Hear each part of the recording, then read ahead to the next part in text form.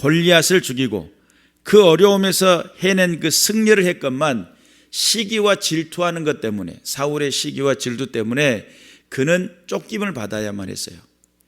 그런 쫓기는 어려운 상황, 그 상황 속에 그는 하나님을 피난처로 여겼고 하나님 앞에 나가 1절에 뭐라고 그래요? 내가 소리내어 여호와께 부르짖음에. 하나님 앞에 부르짖는 기도를 통해 하나님 앞에 달려나갑니다.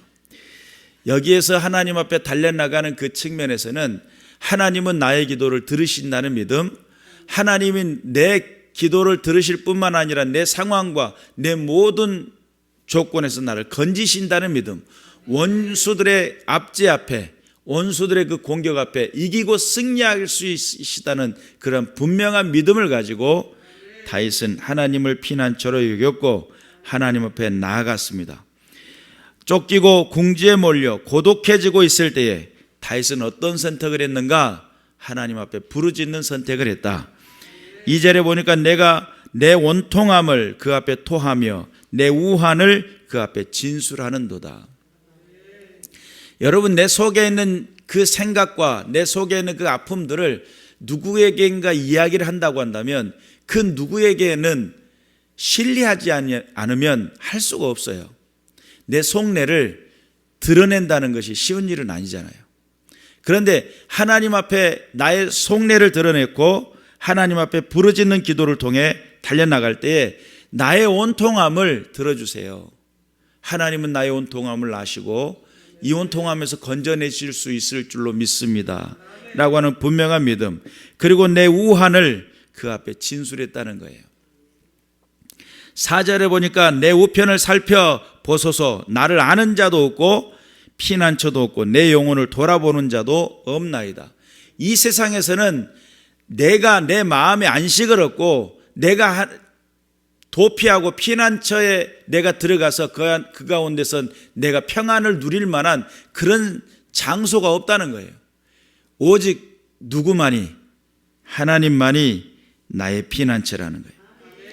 어려운 상황이 닥쳐오면 그 어려운 상황 앞에 앉아가지고 넋을 놓고 내가 이 어려움에서 어떻게 벗어나지? 이 힘든 상황에서 내가 어떻게 극복하지? 그러면서 그 문제가 크게 보이고 상황이 나를 엄습해오는 그런 상황 앞에 많은 사람들이 그 문제 앞에 아무것도 할 수 없는 자기 자신을 바라보게 돼요. 그러나 다윗은 문제가 오고 힘듦이 오고 어려운 상황이 닥쳐왔을 때 나의 그 어려움을, 나의 그 힘듦을 누구 앞에? 하나님 앞에. 그래서 하나님 앞에 나아가 하나님 앞에 외치며 부르짖으며 하나님, 나의 이 원통함을 풀어주세요. 하나님, 나의 우환을 하나하나 다 조목조목 주님께 아뢰겠습니다. 나의 모든 부분들을 들어주시고 응답하여 주옵소서. 그래서 그 모든 어려운 상황을 극복해내는 그 다윗의 모습을 오늘 우리는 기억해야 됩니다. 문제가 크게 보이고 문제 때문에 좌절하고 엎드려 있는 그런 순간이 아니라 하나님은 내 기도를 들으시고 하나님은 나와 함께 한다라고 하는 분명한 믿음을 가지고 하나님을 피난처로 여겼고 하나님 앞에 나아가는 다윗. 그래서 하나님으로부터 위로가 되고 하나님은 다윗의 인생 속에 기쁨이 되고 하나님의 다윗의 삶의 소망이 됐음을 다윗은 깨닫게 됩니다. 그러니까 한번 맛을 보면 무슨 맛인지 알잖아요. 그래서 아무리 맛있는 맛집에 가도 평상시 먹지 않는 음식은 시키지 않고 저번에 먹어보니까 맛있다고 했던 거 주문하죠. 그곳이 맛집이라고 소개도 하고요.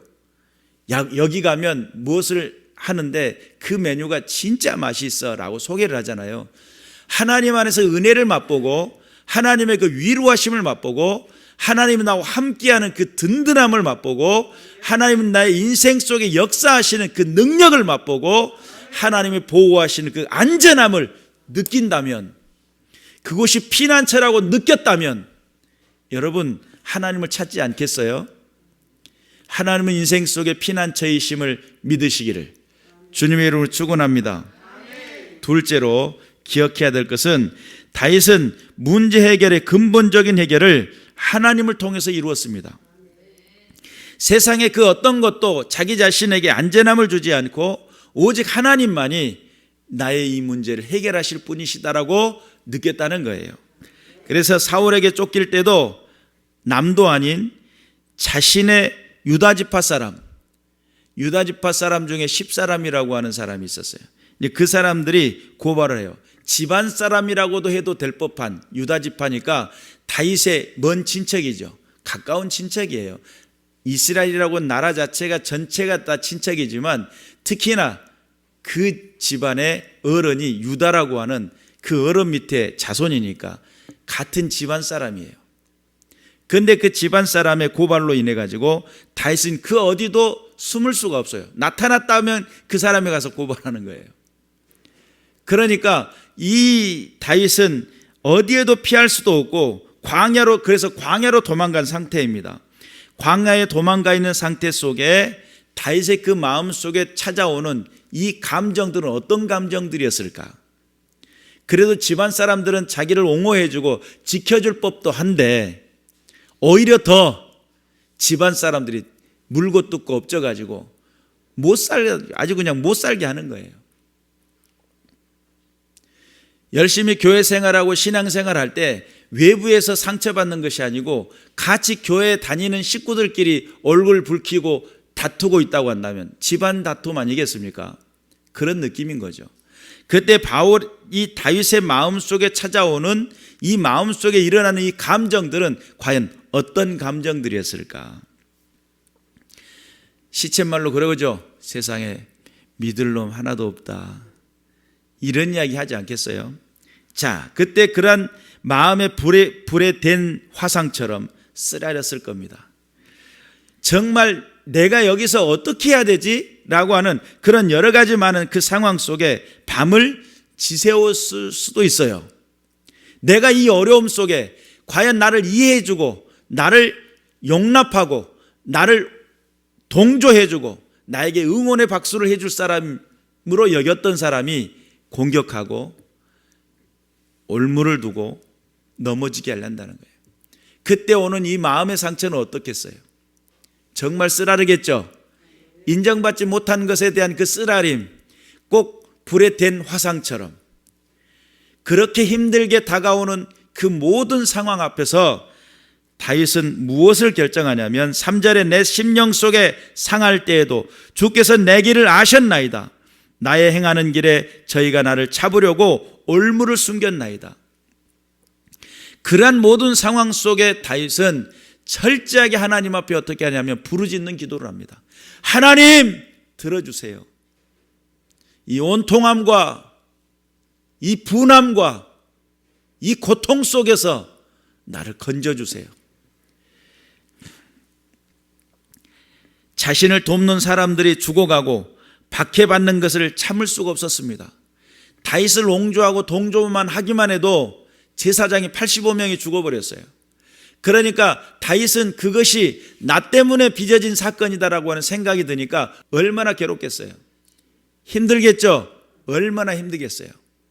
그러니까 그 인생 속에 그 괴로움과 그 힘듦이 그 자신의 또한 자기 자신을 위해 덫을 놓고 올무를 놓고 기다리고 있는 그 모든 상황들 앞에 다윗은 그 모든 문제 앞에 어떻게 행했는가?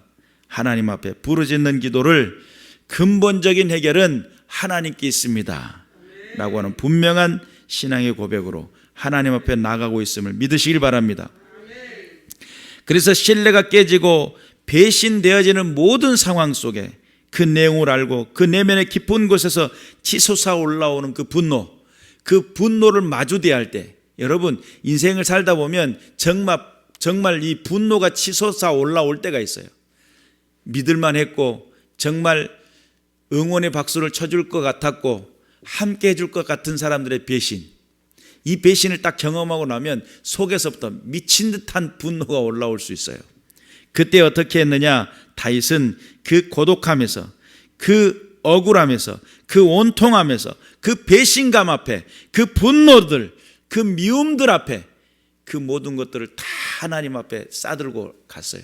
하나님, 너무 온통하고 너무 분노스럽고 너무 미움이 차가오르고 이 억울함을 어떻게 합니까? 하나님 앞에 기도합니다.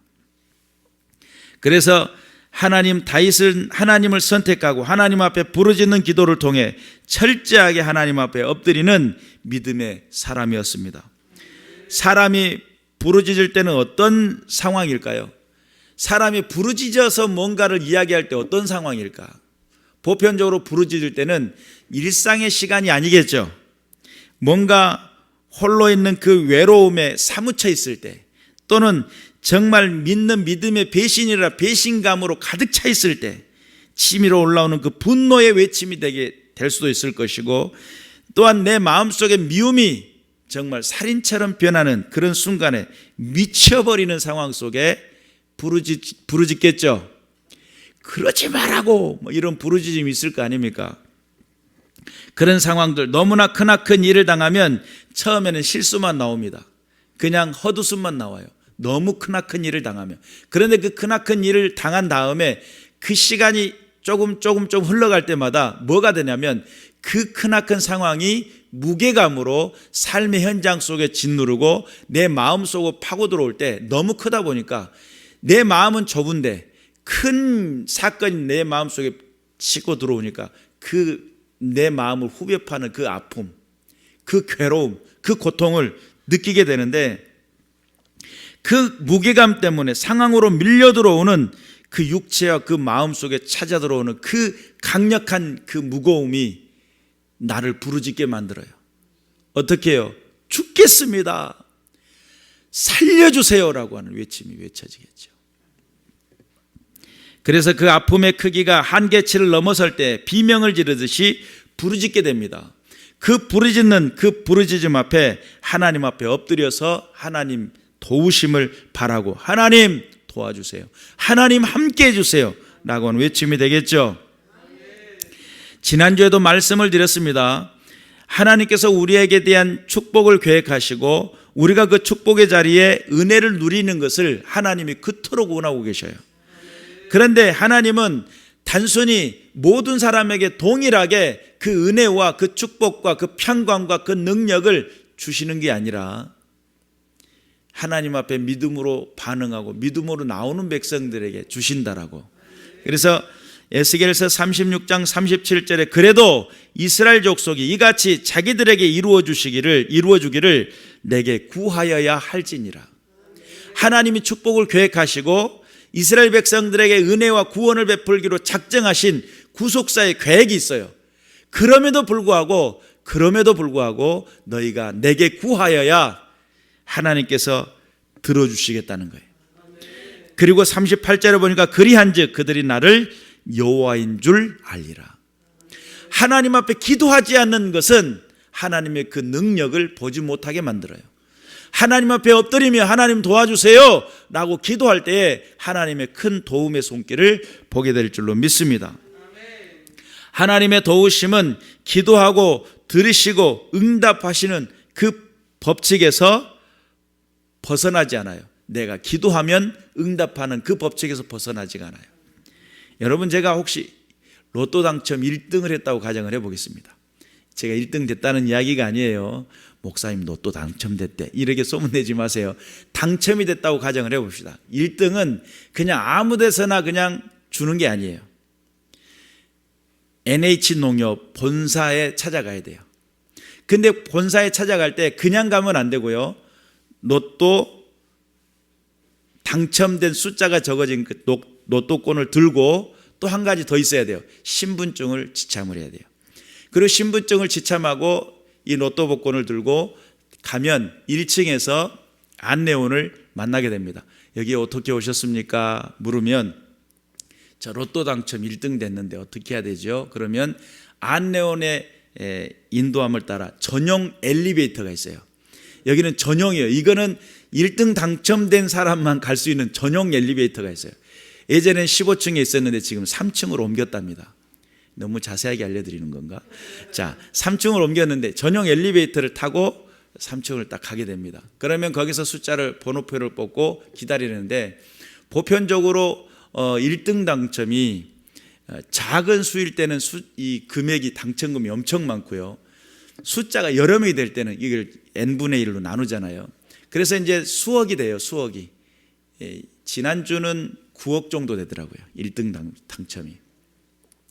자, 그러면 이 1등 당첨을 수령을 하기 위해서 필요한 것은 로또 복권, 그 다음에 신분증을 가지고 지참으로 딱 가면 거기서 이제 절차에 맞춰 가지고 새로운 신규 통장을 개설하고 거기다가 그 모든 금액, 세금을 제외한 모든 걸 다 담아줘요.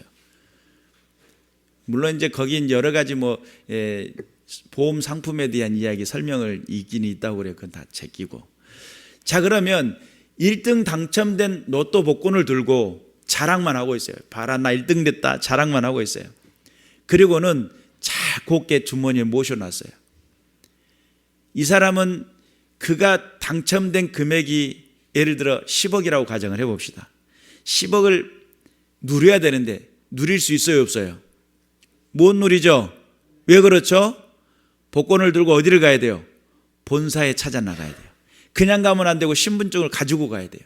그러면 거기서 통장에 입금을 해주는데 그것을 가지고 10억이라는 것을 누릴 수가 있어요. 여러분, 하나님의 응답도 마찬가지입니다. 하나님이 수없는 많은 축복과 은혜를 엄청난 말씀들을 해놓으셨어요. 너는 내 자녀다. 너의 모든 죄를 용서했을 뿐만 아니라 내가 너를 축복하노라. 너 인생을 계획하고 설계했으며 너를 정말 머리가 되고 꼬리가 되지 않게 할 것이고 너를 모든 이름 위에 뛰어나게 할 것이다. 아무리 크고 놀라운 비밀의 엄청난 예언의 말씀을 했다 하더라도 하나님 앞에 구하지 않으면 안 된다는 거예요. 그럼 로또 당첨 1등이라는 개념으로 한번 접근해서 설명을 해보겠습니다. 내가 받은 은혜가 하나님 나에게 약속하신 말씀이라고 보면 이건 로또 복권이죠. 말씀과 로또 복권을 비교해서 너무 죄송합니다, 하나님. 그러나 그렇게 됐을 때 그러면 신분증을 지참해야 되는, 내가 하나님의 자녀인 신분증, 자녀된 확신을 가진 믿음의 사람, 그가 그 약속을 붙잡고 하나님 앞에 나가면 하나님은 반드시 어떻게 해요? 지급하신다니까. 응답이라는 이름으로 지급하시고 축복이라는 이름으로 지급하시고 하나님이 나와 돌보시고 함께 하시는 보증을 지불하시고 능력으로 내 삶을 주관하시는 하나님의 능력을 보게 될 줄로 믿습니다. 그러나 내가 이걸 약속만 받았다고, 내가 뭔가 예언의 축복을 받았다고 그걸 내가 간직만 하고 있고 내 수단과 방법으로 인생을 살려고 한다면 하나님은 하나님의 은혜와는 상관이 없게 돼요. 하나님께서 내 삶을 지키고 보존하고 하게 하시고 되게 하시는 하나님의 능력을 보기를 원한다고 한다면 어떻게 해야 돼요? 하나님 앞에 그래도 이스라엘 족속이 이같이 자기들에게 이루어 주기를 내게 구하여야 할지니라. 그리한즉 그들이 나를 여호와인 줄을 알리라. 하나님 앞에 구하셔서 부르짖어 구하셔서 받으시기를 주님의 이름으로 축원합니다. 하나님 지금도 살아계시죠? 요청하지 않으면 그것은 하나의 종이 쪼가리예요. 그래서 만 19세 이상이 되어야만이 그걸 받을 수 있고요. 1년이 지나면 종이 쪼가리가 돼요. 내가 당첨이 되면 그 종이 쪼가리가 안 되도록 1년 안에 본사에 가서 요청을 하면 받을 수가 있어요. 1등은 아무 지점에나 가면 안 돼요. 본사에서만 가능해요. 그렇기 때문에 하나님 앞에 응답을 받는 것은 하나님의 약속을 붙들고 하나님 앞에 내가 믿음을 가지고 하나님을 자녀된 믿음을 가지고 하나님 앞에 나가, 하나님 약속하셨잖아요. 들어주세요. 하나님은 그 약속을 변개치 않으시고 응답하시고 함께 한다는 사실을 믿으시길 바랍니다. 세 번째 기억할 것, 세 번째는 다윗의 승리의 확신은 하나님이었습니다. 인생 속에 내가 승리할 수 있다는 그 확신을 어디에서 가질 건가? 내가 열심히 노력하고 내가 열심히 수고하고 내 수고와 내 노력과 그 모든 것들이 나를 세울 거라는 그런 확신, 이것도 중요하겠지만 그 모든 그 확신의 그 배경 안에는 하나님의 그 약속을 믿은, 하나님은 나와 함께 한다는 믿음, 하나님 내 인생 속에 나를 주관하신다는 믿음, 나를 이끌고 축복하신다는 믿음, 하나님의 다윗의 승리는 하나님께 있었다는 사실을 믿으시기를 주님의 이름으로 축원합니다. 시편 23편 4절에서부터 6절 말씀에 다윗은 그런 고백을 합니다. 내가 사망의 음침한 골짜기로 다닐지라도 해를 두려워하지 않을 것은 주께서 나와 함께 하심이라. 주의 지팡이와 막대기가 나를 안위하시나이다. 주께서 내 원수의 목전에서 내게 상을 차려주시고 기름을 내 머리에 부으셨으니 내 잔이 넘치나이다. 내 평생의 선하심과 인자하심이 반드시 나를 따르리니 내가 여호와의 집에 영원히 살리로다. 얼마나 하나님에 대한 신뢰가 깊었는지, 얼마나 하나님이 내 인생 속에 축복하심에 대한 믿음이, 그 확신이 얼마나 강성했는지.